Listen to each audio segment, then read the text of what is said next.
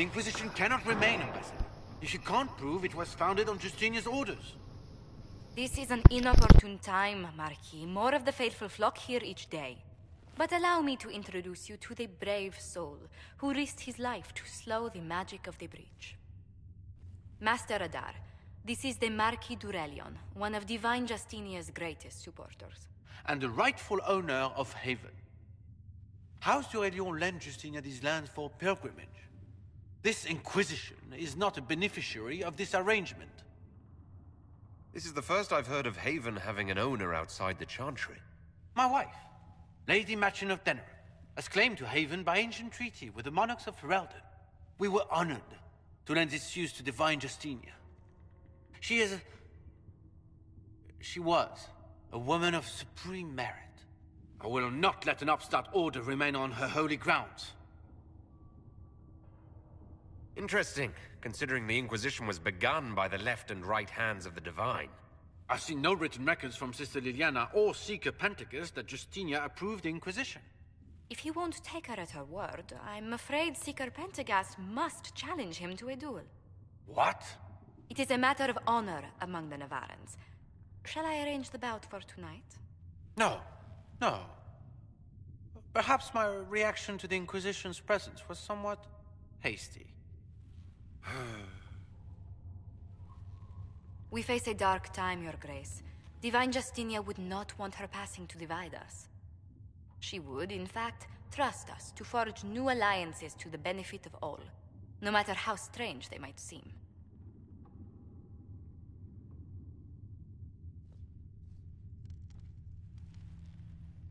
I'll think on it, Lady Montilyet. The Inquisition might stay in the meanwhile.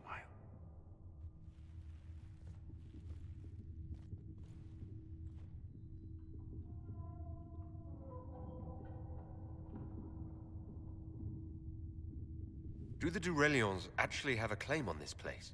His Grace's position is not so strong as he presents it. Despite their Ferelden relations, the d'Aurelions are Orlesian. If the Marquis wishes to claim Haven, Empress Selene must negotiate with the Ferelden on his behalf. Her current concerns are a bit larger than minor property disputes.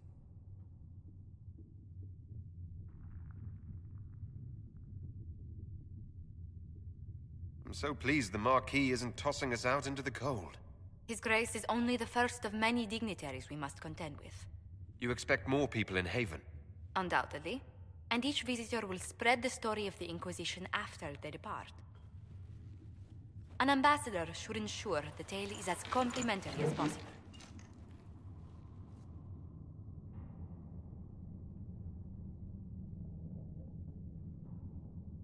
May I ask what brought you to work for the Inquisition?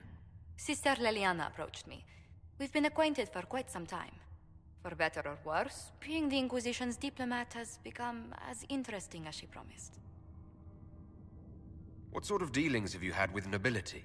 For some years, I was the royally appointed court ambassador from Antiva to Orlais. The nobility of Thedas is a rather singular sphere. Those I'm not acquainted with, I know through reputation. The Inquisition is lucky to have you as an advocate, Lady Montilyet. Thank you. Let us hope so. Thedas's politics have become agitated as of late. I hope to guide us down smoother paths. But please excuse me. I've much work to do before the day is done.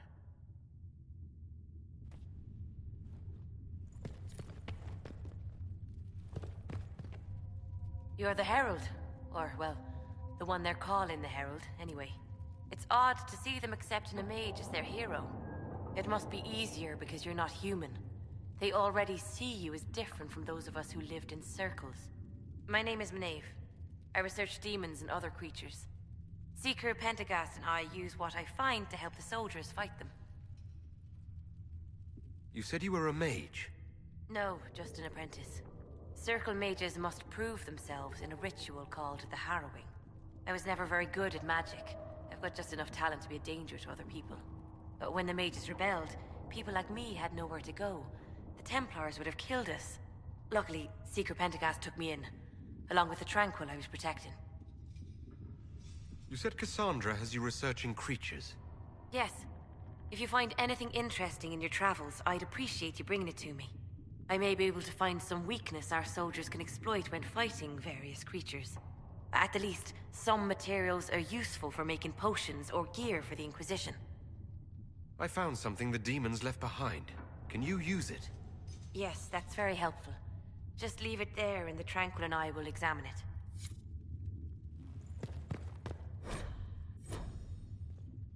We can use that. For she who trusts in the Maker, fire is her water. As the moth sees light.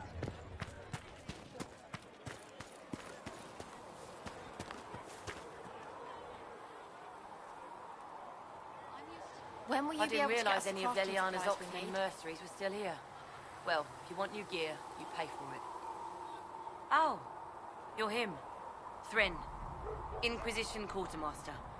I'm doing what I can to supply this mess. If you find what I need to fill one of my requisitions, I'd appreciate you bringing it in.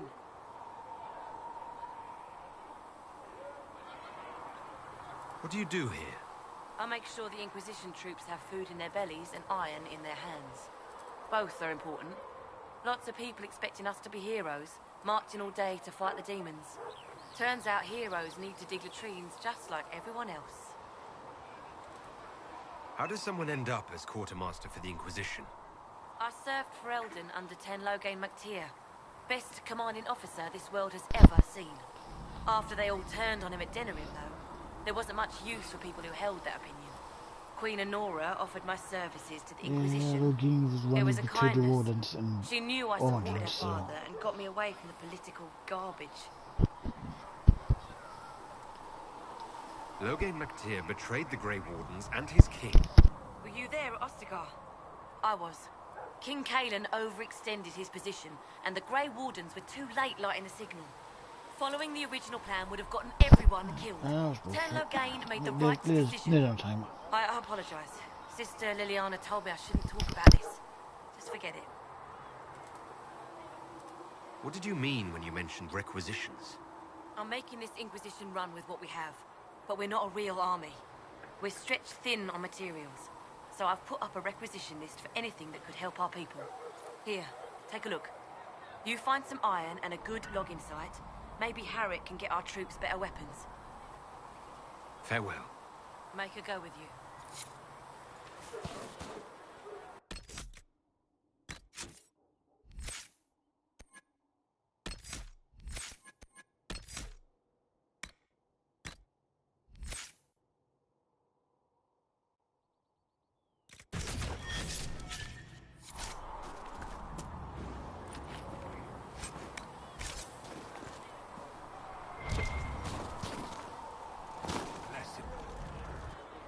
So, now that Cassandra's out of earshot, are you holding up all right? I mean, you go from being the most wanted criminal in Thedas to joining the armies of the faithful.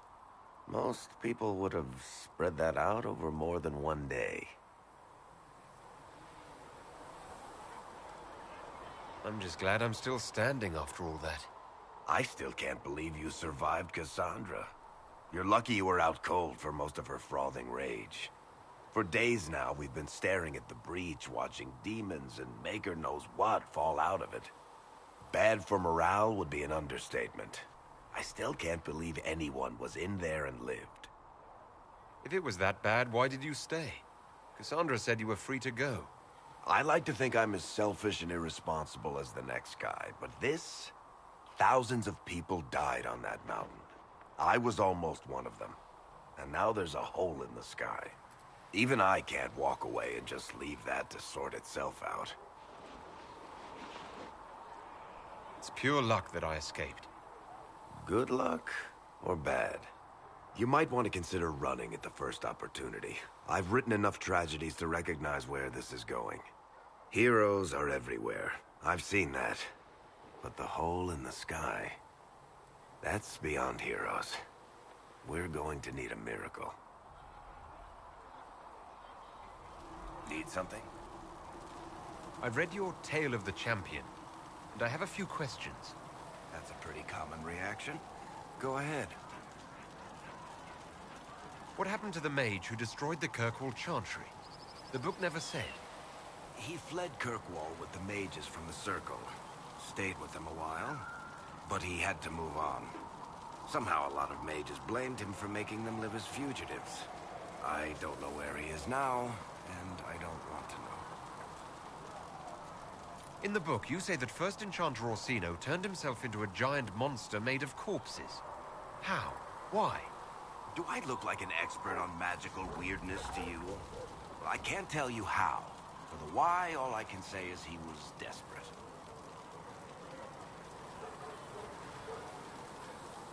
There is no way Hawk really could have killed the Arishok. It would have started a war with the Kunari. I was told later that the Kunari disavowed his actions. Apparently the Arishok didn't get permission before he attacked Kirkwall, and the Qun didn't want another exalted march. When they finally sent a ship to haul the wrecked dreadnought away, they just said, "We will never speak of this again." As far as I can tell, that's the Qun's version of an apology. Where are the rest of Hawk's associates now?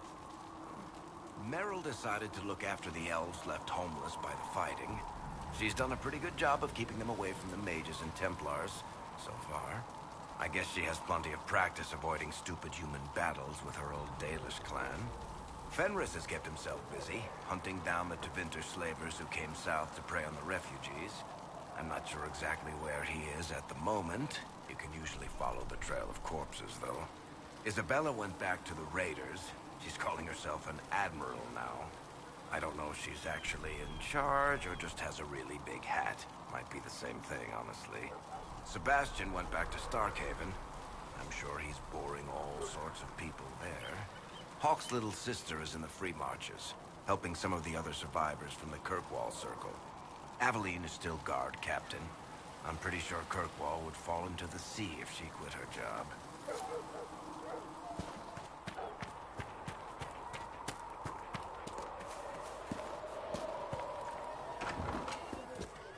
And you've seen no signs of the Grey Wardens?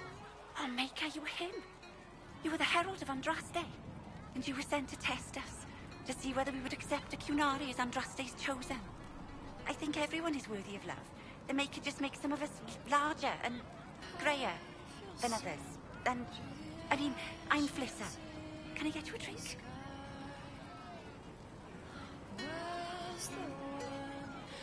It's all right, Flissa. I won't do anything frightening. If you wanted to close the breach, I wouldn't mind. As I said, I'm Flissa. The Inquisition soldiers needed a place to unwind, so Leliana brought me in to set up a tavern. Nothing fancy, but it's safer for the soldiers than looking for trouble in some village. Farewell. Goodbye.